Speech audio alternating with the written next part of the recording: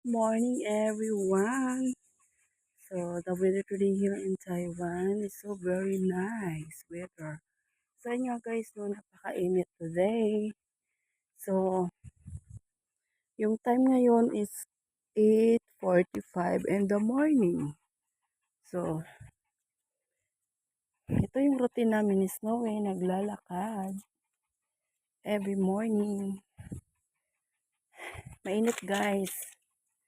Kaya talagang nagkaroon ako dito guys ng dark spot sa mukha. It's because nga siyempre, pag may ginagamit tayo sa mukha, like, ano, um, mga skinol, tapos, siyempre, may mga cream-cream. Tapos, minsan, nagko-contradict siya sa, ano, hindi siya pwede sa araw. So, ayun, hindi, yung chemical, di ba, siyempre, pag mainitan, di ba, kaya yun, talagang, hindi talaga maganda yung kinalabasan. So, nag-stop ako gamit sa mukha ko na was as in, wala talagang ginagamit sa mukha ko, sabon lang, sunblock, yun lang. And then sa gabi naman, um, aloe vera gel para mag-moist ang aking mukha. So, yun lang. Kasi hindi talaga pwede dito na gamamit ka ng mga, like, mga nagbabalat ang mukha mo, no? Hindi siya pwede kasi, hindi talaga pwede dito guys, kasi napakainit talaga. Kapag summer, sobrang init dito. Grabe. Pag winter naman guys, sobrang lamig naman dito. As in. So, ayan nga. Napakainit. Grabe, basa na yung likod ko. So, kailangan ko kasi maglakad-lakad din para din sa ikaganda ng ating health, no? Lalo na matanda na tayo, ganun. So, kailangan natin mag-walk, no? Iindahin natin yung init. Hayaan mo yung init.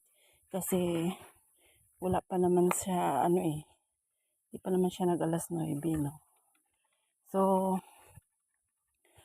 pag mag-start ng 9 hanggang alas 3 ng hapon, doon magkukos ng cancer. Cancerous kasi sa init, no? Pero syempre, at naglalakad naman tayo gumagamit naman ako ng payong. So, yun lang guys. Gumagamit ako ng payong para hindi ako masyado maano yung maano ng init, no? Yan.